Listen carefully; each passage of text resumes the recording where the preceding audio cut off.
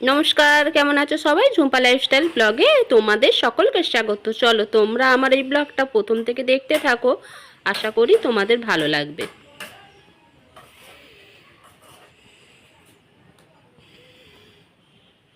Colour আসেনি কেন? চা পাতা দাওনি? দিয়েছি।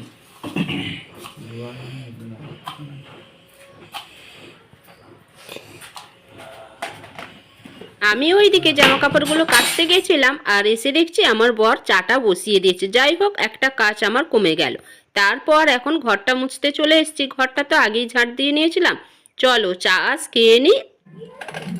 চা খেয়ে দেখো আবারও চলে এসেছি। এই যে আজকে আবার পিঠে বানাবো, তারই বন্দোবস্ত চলছে। ওই যে একটা নারকেল ভেঙে দিয়ে আমার বর গেল একটু বাইরে, তো ওই নারকেলটা ভেঙে দিয়ে গেছে। আমি এখন বসে পড়েছি করুনি নিয়ে। এই যে নারকেলটা এখন কুড়ে নেব। আর একটা ওই যে খেজুরের গুড়ের যেটা, এইটা হচ্ছে পাটালি গুড়। তো এইটা এনেছে নারকেলের পুর করার জন্যে। নারকেলের পুর করব, আর অতটা লাগবে না, তবে একটু অল্পটা একটু রেখে দেবো। পরে আবার ওই যে দুধ পুলি করলে তখন আবার ওই পুর করতে হবে, তখন আবার লাগবে। আজকে আর রান্নার সেরকম ঝামেলা নেই, তাই ভাবলাম যে আমার বর যেকালে বাড়িতে আছে, আর সেই দিনে যে পিঠে বানালাম আমার বর তো খেতেই পেলো না, তাই আমিও আজকে ওকে এই পিঠে বানিয়ে খাওয়াবো, তার জন্যেই বসে পড়েছি। আর ওইদিকে তো গতকালের যা সবজি বানিয়েছিলাম সবই তো থেকে গেছে, শুধু বানাবো মাছের ঝাল। ওই যে 3 পিস মাছ যেটা থেকে গেছিলো, 7 পিস মাছ আগের দিন নিয়ে এসেছিলাম গতকাল, সেই মাছের থেকেই 3 পিস থেকে গেছিলো। তারপর নারকেল কুড়িয়ে এখন চলে এসেছি। দেখো একটু দুধটা না একটু ঘন করে নিলাম, ফুটিয়ে ফুটিয়ে একটু মানে সর ফেলে ফেলে একটু ঘন করে নিয়েছি। ওই যে পাটিসাপটার মধ্যে নারকেল আর গুড় এই সমস্ত দিয়ে ওর দুধের মধ্যেও ভালো করে ছাইটা মারলে না, তো খেতে খুব সুন্দর লাগে, তার জন্যেই। তবে যে পাটিসাপটার যেই আমি ডোটা বানিয়েছি না, মানে এই যে এতে এতে কিন্তু আমি কোনো লিকুইড দুধ ব্যবহার করিনি।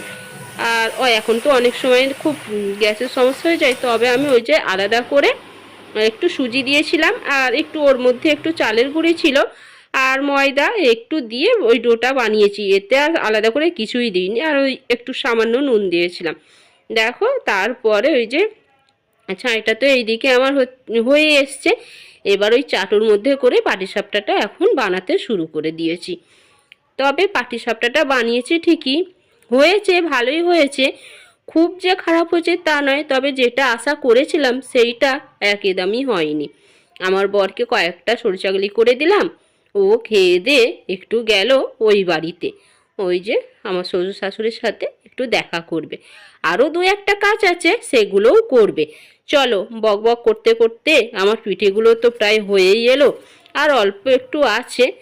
এই যে বললাম না, মাঝখানে 2-1টা আবার দেখি ভেঙেও গেছে। যাই হোক, আর একটু বাকি আছে, এইটাও বানিয়ে নেব। নিয়ে আমার বড় ওইদিকে টিফিনে খেয়েছে সরে চাকলি, আমিও ওর মধ্যে থেকে দুটো খেলাম। আর প্রথম দিকে যখন বানাচ্ছিলাম না কড়াইতে করে, খুব একটা ভালো তুলতে পারিনি, তো চালের গুঁড়িটাও অনেকটা নষ্টও হয়ে গেছে। 2-4টে তো নষ্ট হয়েইছে, সেগুলো আর তোমাদেরকে আর দেখাইনি।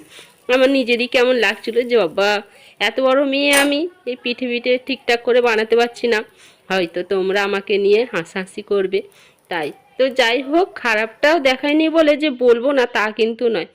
আমার ভালো খারাপ সব মিলিয়েই আমার বন্ধুদের সাথে সবটাই আমি শেয়ার করি।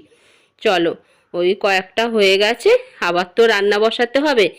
রান্নার মধ্যে তো ওই যে ভাত হবে, আর হবে মাছের ঝাল। ব্যাস, ওই দিকে তো ভাত তো আমি বসিয়েই দিয়েছি। পাটিসাপটা সব রেডি হয়ে গেছে। একটু ওই যে ছাই একটু বেঁচে গেছে, পুর আর কি, আমরা এইটা নারকেলের ছাই বলি। তো এইটা বেঁচে গেছে, কন্টেনারে রেখে দিয়েছি, আরও একদিন হয়ে যাবে। আর এই যে কয়েকটা সরচাগুলি আছে, আর এই যে ভেঙে গেছিলো বললাম না, ওই দেখো তারই 2-1টা ওই সাইডে রেখে দিয়েছি। চলো যে কটা ভালো আছে সেই কটা এই কন্টেনারটায় ভরে নিই, ভরে ঠান্ডা হয়ে গেছে ফ্রিজের মধ্যে স্টোর করব। কদিন ধরে রেখে রেখে খাবো, বাসি পিঠে খেতে আবার খুব ভালো লাগে। চলো এগুলো সব রেখে দিই, দিয়ে তারপরে যে কটা বাসন পড়েছে, ওই যে রান্নার বাসন তো এখনও তো দুপুরের রান্নাটা হয়নি, পিঠে করা যেই বাসনগুলো পড়েছে সেইগুলো আবার মাজা ধোয়া করতে হবে, তারপর রান্না বসাবো। এইদিকে তো স্নানটাও করা হয়নি, স্নানটাও করতে হবে, ঠাকুর পুজো দিতে হবে। আমার বর আবার আজকে বাড়িতে, তবে বাড়িতে থাকলেও আবার কি, ও তো আবার 2-2:30টার পর না হলে খেতে বসতে চায় না।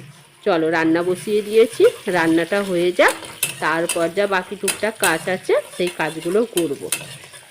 আর মাছের ঝালের জন্য এই যে পেঁয়াজটা ভেজে নিয়েছি, এবার তার মধ্যে একটু আদা রসুনের পেস্ট, টমেটো, এই সব কিছু দিয়ে হলুদ লঙ্কা গুঁড়ো যা যা লাগে আর কি সব কিছু দিয়ে ভালো করে কষিয়ে নিয়েছি।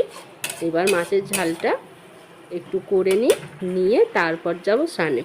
মাছের ঝালের মধ্যে আজকে আর ধনেপাতা দিলাম না, কারণ আজকে ওই যে ফিটিয়াস খেয়েছে তো গ্যাস হয়ে যেতে পারে। চলো যা রান্না হয়েছে দেখিয়ে দিলাম। আজকের ব্লগটা এখানেই শেষ করলাম। ভালো